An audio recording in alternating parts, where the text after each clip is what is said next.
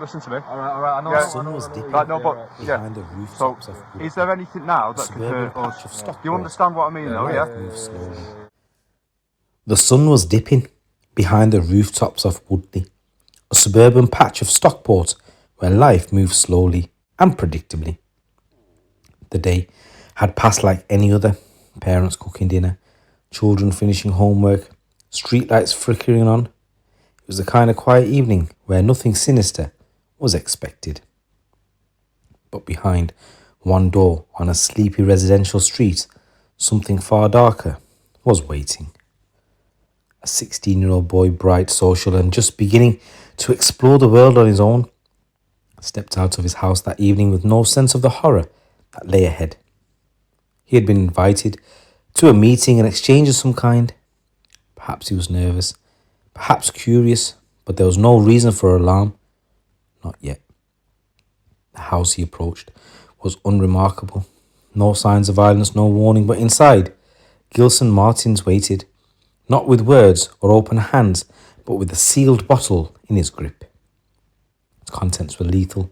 Not a knife, not a gun, but something worse in its own way. A corrosive liquid capable of disfiguring a human face in seconds. When he opened the door, time seemed to split. A conversation may have started or perhaps not, but what happened next would leave one boy screaming in unimaginable pain and another man soon behind bars. This was not random.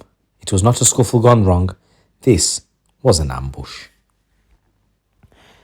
It happened in an instant. One moment the teenager was walking into what he thought was an ordinary meeting, an everyday occurrence in his otherwise peaceful life. The next, his world was set ablaze.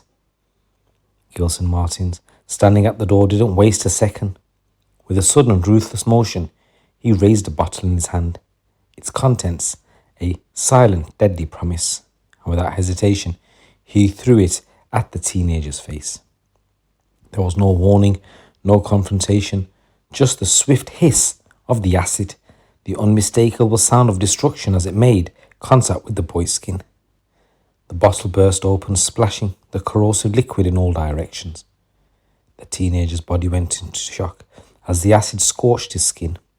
His face erupted into excruciating pain as the acid seeped deep into his flesh.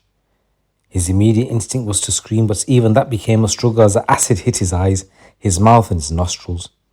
His world blurred, his vision turned to searing white. The acid was like fire, but colder, more insidious, eating into his skin, leaving it raw and unrecognizable. He felt his flesh start to burn. The acid sizzled as it melted through the outer layers of his skin, each second more unbearable than the last. The boy stumbled back, hands reaching up to try and shield himself, but it was too late. His own hands met his face, only to feel the unthinkable.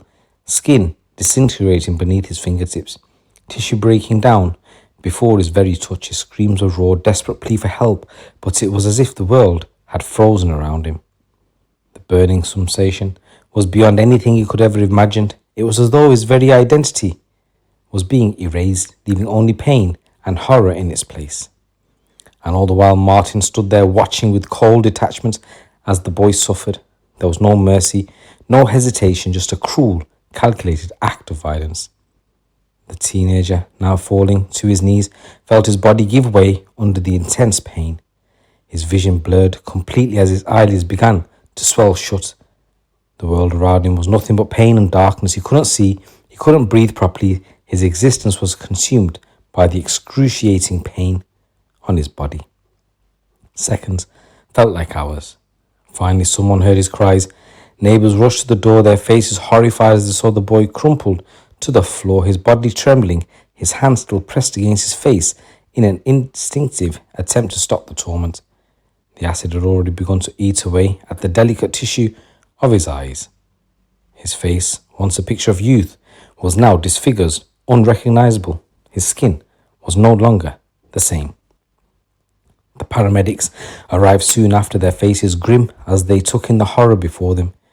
The teenager was rushed to the ambulance, but his body was already in shock. His hands, stained with the same acid that had caused the damage, clutched the bandage desperately.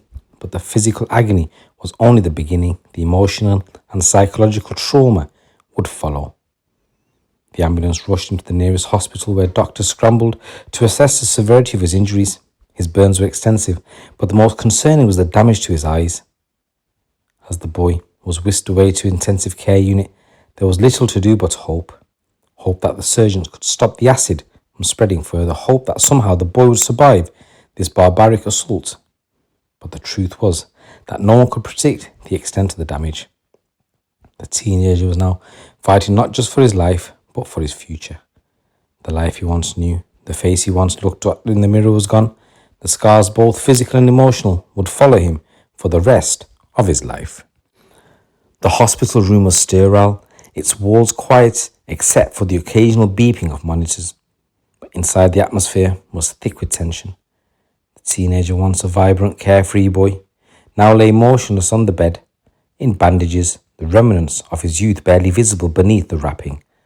The cruel marks of Gilson Martin's acid attack were already etched into his skin, and what had once been his face, his identity, was now an unrecognizable patchwork of burns. Every part of his body was in shock, but the damage wasn't only physical, it was psychological and emotional. His battle to survive was not only a fight to heal, but a fight to reclaim something that could never truly be restored: his sense of selfness. The pain was unimaginable. Even with painkillers, the agony radiated through his body in waves, each pulse a reminder of the brutality he had endured. Hospital staff worked tirelessly tending to his wounds, but even they knew that the healing process would be grueling and long. Skin grafts would help, but this would never completely restore the damage. And as the boy lay in intensive care unit, his mind wandered to darker places. What would he look like when he woke up? Would people still even recognize him? Would he ever be able to face the world again without the weight of his new, scarred identity? His family arrived daily, their faces full of concern and quiet grief. His mother whispered softly to him, "You're still you. You'll always be you." But even as she said the words, she knew they weren't enough. The scars on his face were not just on his skin, they were deep within him, beneath the surface, where no treatment could reach. The viciousness of the attack had sent shockwaves through the community. A teenager's life was shattered in an instant by the cruel hands of Gilson Martins, and the public outcry was immediate. This was not an ordinary crime. It was an act of pure malice, one that would not be ignored. Great Manchester Police knew the stakes were high, and they quickly mobilised every available resource to track down the man responsible for such a heinous act. The first few days of the investigation were tense. Officers combed through the area, speaking to locals, gathering what fragments of information they could. The community was in fear, uncertain of what might come next, but police officers were on the case, working tirelessly to unravel the mystery. CCTV footage soon became the key to breaking the case. Officers reviewed hours of video from surrounding cameras, meticulously scanning for any trace of the attacker. Finally, a breakthrough. A blurry image of a man matching the description of Martins was captured on a nearby street corner. It wasn't much, but it was enough to get the ball rolling. The footage showed a man who appeared to be watching the area near where the attack had taken place. His movements were deliberate, purposeful, and his clothing matched the description provided by a few witnesses. He wasn't in the immediate vicinity of the attack, but the footage showed he'd been near the scene just before the boy was assaulted. This small, crucial clue set the investigation into motion. As detectives dug deeper into Martin's past, they discovered a man with a long history of criminal behaviour, one that had been hidden in the shadows of drug-related offences. But this was different. This wasn't some random street fight or petty crime.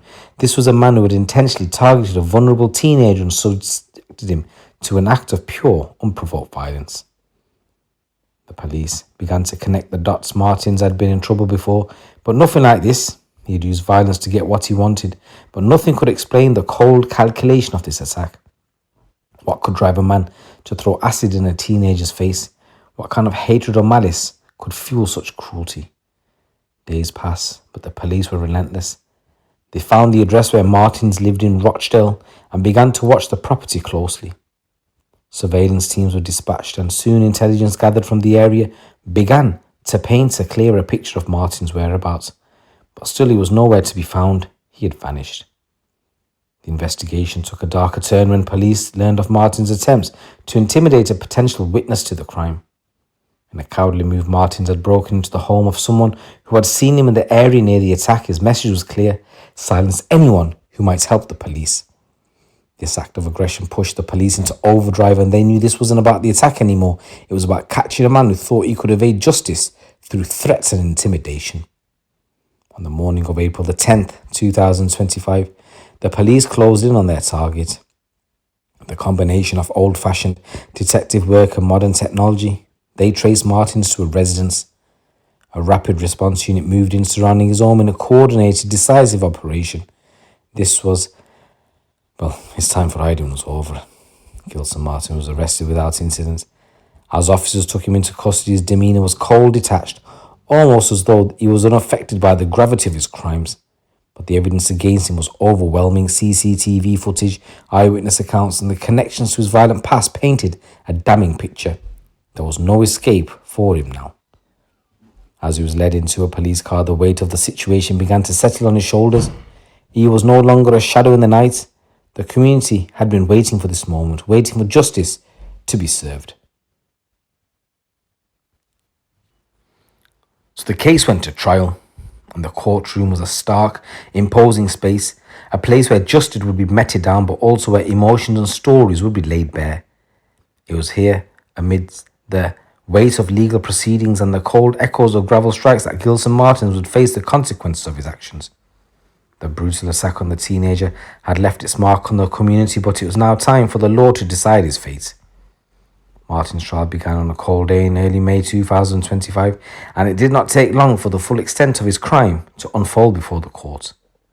The courtroom buzzed with quiet anticipation. For many, this was the moment they had been waiting for, the opportunity to see the man responsible for such savagery held accountable for his actions. For others, it was a painful reminder of a violence that had changed the life of a young boy. The victim, though unable to attend the proceedings due to his ongoing recovery, had his presence felt in every word spoken. His pain, his suffering, his life now twisted beyond recognition, echoed through every testimony. His family were present in the courtroom, and there was a somber reminder of the scars that went far beyond the physical scars that had altered their world irreparably. Final moments of the trial, Martin was given the opportunity to speak, but his words were empty, offering no apology, no recognition of the suffering he had caused. The jury deliberated for hours, and the evidence had been clear, the case overwhelming, and when the verdict was finally delivered, it was unanimous. Gilson Martins was found guilty on all charges. Martins was sentenced to 8 years in prison for his role in the attack, though many in the courtroom felt this was not enough. The young boy's life had been altered forever, and no prison sentence could truly compensate for what had been lost. But the legal system had done its part for now, and it was time for the victim and his family to begin their slow journey of recovery. As Martins was led away in handcuffs, the weight of his conviction settling in, the courtroom began to empty. The families, the victims, the bystanders, everyone had been part of this painful process. But it was not over. The trial had marked the beginning of something more, the long road to healing for the teenager and his family.